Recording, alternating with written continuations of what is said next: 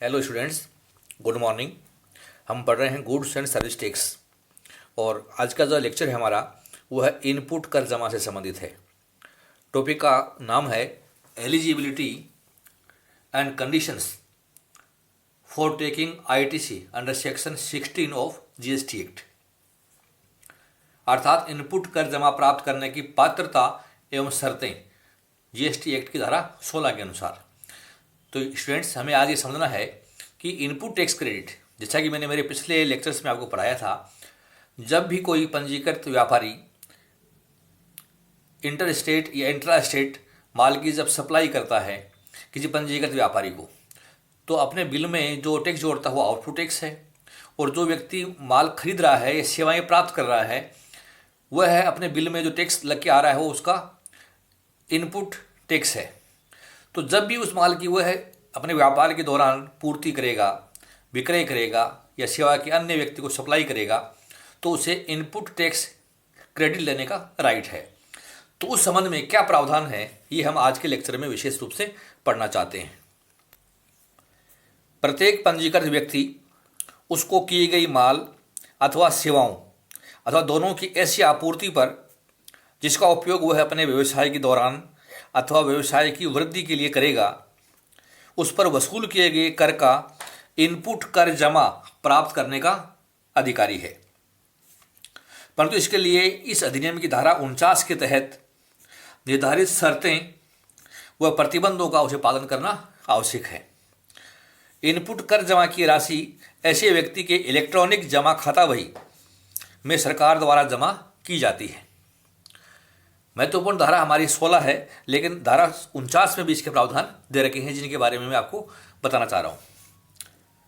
इस धारा में चाहे कुछ भी उल्लेखित हो, किसी भी पंजीकृत व्यक्ति को माल अथवा सेवाओं अथवा दोनों की आपूर्ति के संबंध में किसी भी इनपुट कर जमा की पात्रता नहीं होगी जब तक कि कुछ शर्तों को वो पूरा नहीं कर दे। पहली शर्त है, उस व्यक्ति के पास इस अधिनियम के तहत पंजीकृत आपूर्तिकर्ता द्वारा जारी किया गया कर बीजक, डेबिट नोट या कर भुगतान से संबंधित अन्य कोई दस्तावेज है जिसे निर्धारित किया गया है। उसने माल अथवा सेवाओं अथवा दोनों को प्राप्त कर लिया है।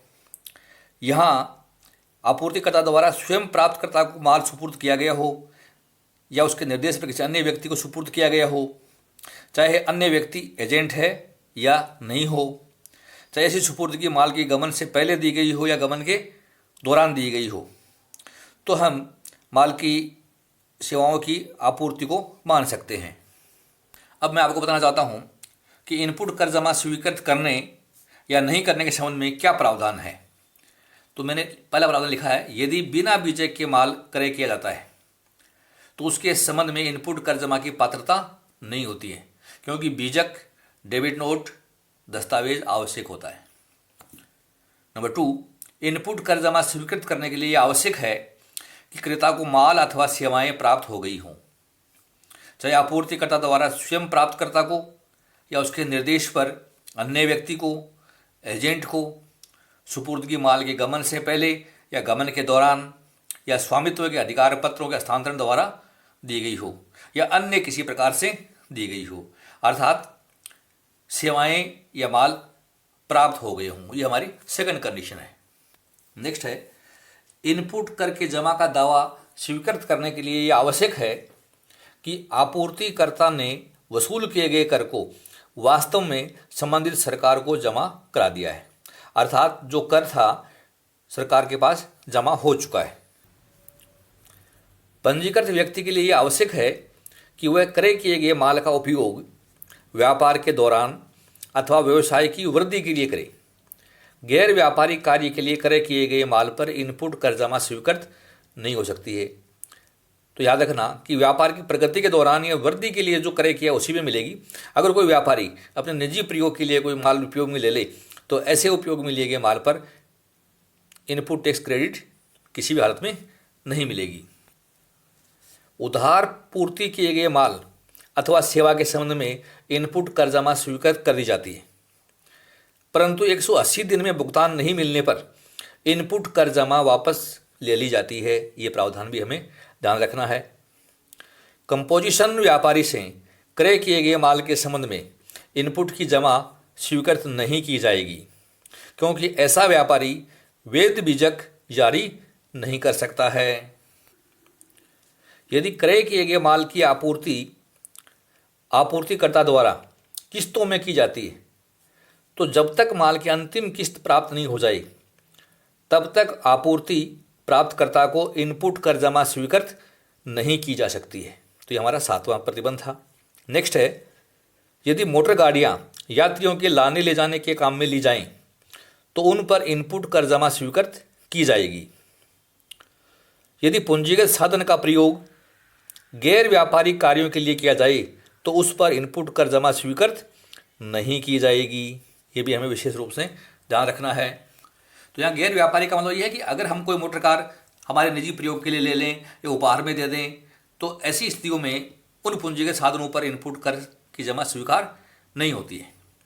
यदि कोई पंजीकृत व्यक्ति किसी पूंजीगत सामान या प्लांट व मशीन की संपूर्ण लागत कर सहित पर आयकर अधिनियम के तहत राहत छूट प्राप्त करता है, अर्थात डिप्रेशन की छूट लेता है, तो उसे इस अधिनियम के तहत इनपुट कर की जमा स्वीकृत नहीं की जाएगी। अर्थात जिस पर डिप्रेशन छूट ले ली हमने इनकम टैक्स एक्ट में, तो ऐसे पूंजीगत सामान पर भी इनपुट टैक्स क्रेडिट स्वीकृत नहीं की जाएगी। विशेष आर्थिक क्षेत्र अर्थात स्पेशल इकोनॉमिक जोन इकाई को की गई आपूर्ति शून्य दर वाली क्रयों की आपूर्ति में सम्मिलित की जाती है। ऐसी आपूर्ति पर इनपुट कर की जमा उपलब्ध हो जाती है।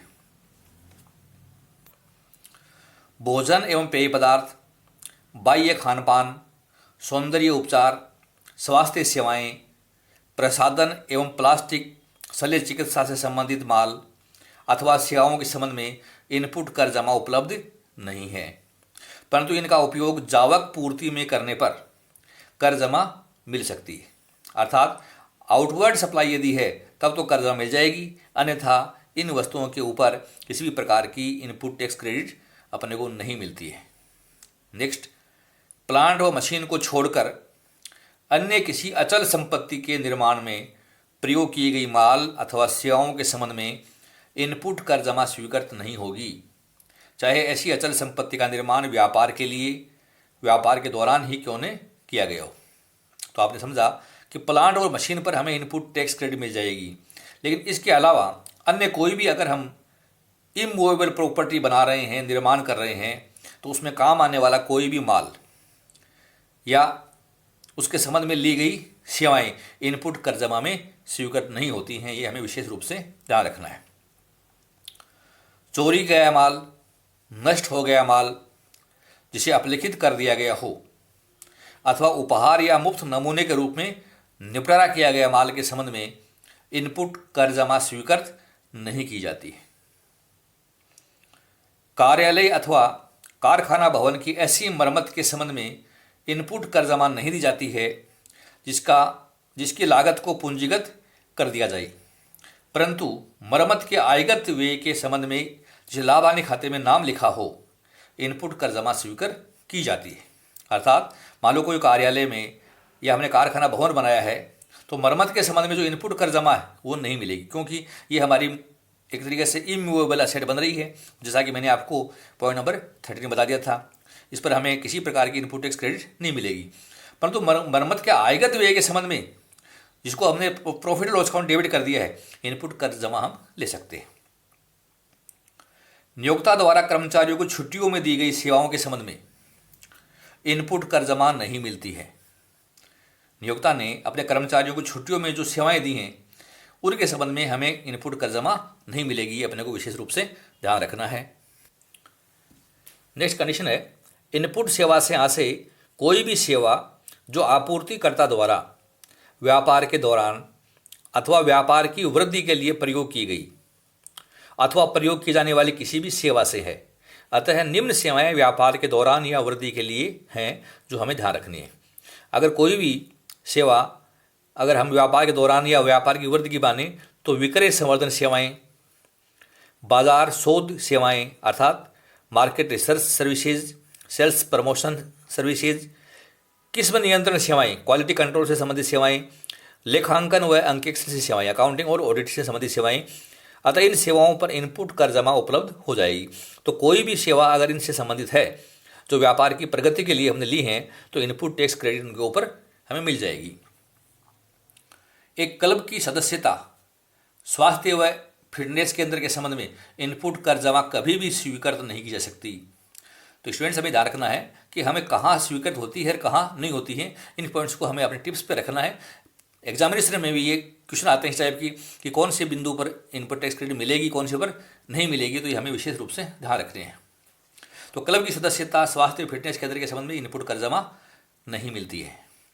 एक कर योग्य अनिवासी व्यक्ति को उसके द्वारा प्राप्त माल या सेवाओं पर इनपुट कर जमा नहीं मिलती है, परंतु उसके द्वारा आयातित माल पर उसको इनपुट कर जमा मिल जाएगी। तो दो बातें होगी कि कर योग्य अनिवासी व्यक्ति को उसके द्वारा प्राप्त माल और सेवाओं पर तो हमें इनपुट क्रेडिट नहीं मिलेगी, परंतु उसके द्वारा आयातित माल पर इनपुट कर जमा मिल जाएगी। दूरसंचार टावर्स व कारखाना परिसर के बाहर डाली गई पाइपलाइन के संबंध में इनपुट कर जमा स्वीकृत नहीं की जाती है, क्योंकि ये प्लांट और मशीन में नहीं आते। हमारे दूरसंचार टावर्स प्लांट मशीन में नहीं आएंगी, और कारखाना परिसर के बाहर जो पाइपलाइन हमने डाली हैं तो वो भी प्लांट मशीन में नहीं है, तो इन पर हमें कोई इनपुट टैक्स क्रेडिट नहीं मिलेगी। कर अपवांचन, इवेजन ऑफ टैक्स के परिणाम स्वरूप चुकाए गए कर के संबंध में इनपुट कर जमा स्वीकृत नहीं की जाती है। मान लीजिए हमारे पास कोई पेनल्टी लग गई और हमें उसकी वजह से कर चुकाना पड़ गया, तो ऐसे चुकाए गए कर की हमें इनपुट टैक्स क्रेडिट नहीं मिलेगी। यदि प्रभावी किसी कानून के तहत एक नियोक्ता के लिए अपने कर्मचारियों को कोई भी माल या सेवा या दोनों प्रदान करना अनिवार्य हो, तो ऐसे माल या सेवा या दोनों के संबंध में नियोक्ता को इनपुट कर जमा मिल जाएगी। तो अगर कोई नियोक्ता अपने कर्मचारियों को माल की आपूर्ति कर रहा है या सेवाओं की आपूर्ति कर रहा है या दोनों आपूर्ति की हैं, तो हमें उसके संबंध में इनपुट टैक्स क्रेडिट मिल जाएगी। ऐसी मोटर गाड़ियाँ जिनमें बैठने की अनुमोदित क्षमता 13 व्यक्तियों से अधिक नहीं हो तथा जो मालिक द्वारा अपने व्यवसाय में प्रयोग की जाए, तो उन पर इनपुट कर जमा नहीं मिलेगी। ध्यान रखना, इसमें सीलिंग है कि उनकी क्षमता 13 व्यक्तियों से अधिक नहीं हो, अर्थात 13 या उससे कम है, तो मालिक द्वारा अपने व्यवसाय में प्रयोग की जाने वाली उन पर इनपुट कर जमा नहीं मिलेगी। परंतु निम्न दशाओं में मोटर गाड़ियों के संबंध में इनपुट कर जमा मिल जाएगी। पहला है, यदि इनकी आगे पूर्ति अर्थात बिक्री की जाए, अर्थात जैसे कार का व्यापारी या अन्य किसी मोटर गाड़ी का व्यापारी। टैक्सी या कैब कंपनियां जो यात्रियों को लाने ले जाने की सेवा प्रदान करती हैं, चाहे बैठने की क्षमता 13 व्यक्तियों से अधिक नहीं हो। मोटर गाड़ी का प्रयोग कार चलाने का प्रशिक्षण देने के लिए किया गया हो।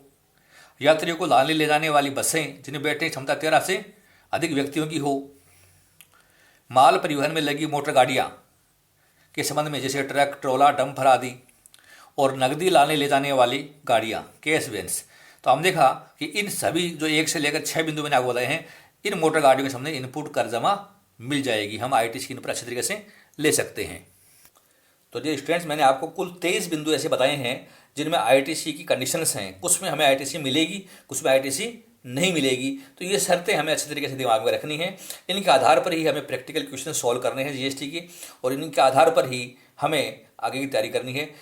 बीकॉम की एग्जामिनेशन में क्वेश्चन भी आता है कि what do you mean by input tax credit, और इस संबंध में एलिजिबिलिटी एंड कंडीशंस क्या है, आप विस्तार से समझाइए। तो आपको ये कंडीशंस अच्छी तरीके से तैयार करनी है ताकि परीक्षा में भी आप अच्छे अंक प्राप्त कर सके और GST का नॉलेज भी आपको अच्छी तरीके से हो सके।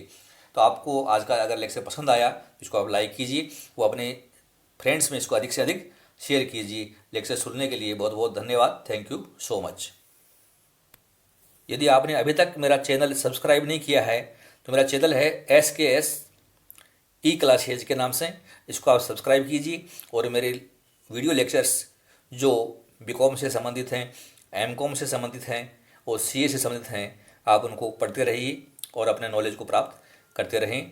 तो SKS E-क्लासेज आपने सब्सक्राइब नहीं किया है तो चैनल अवश्य सब्सक्राइब कीजिए। Thank you.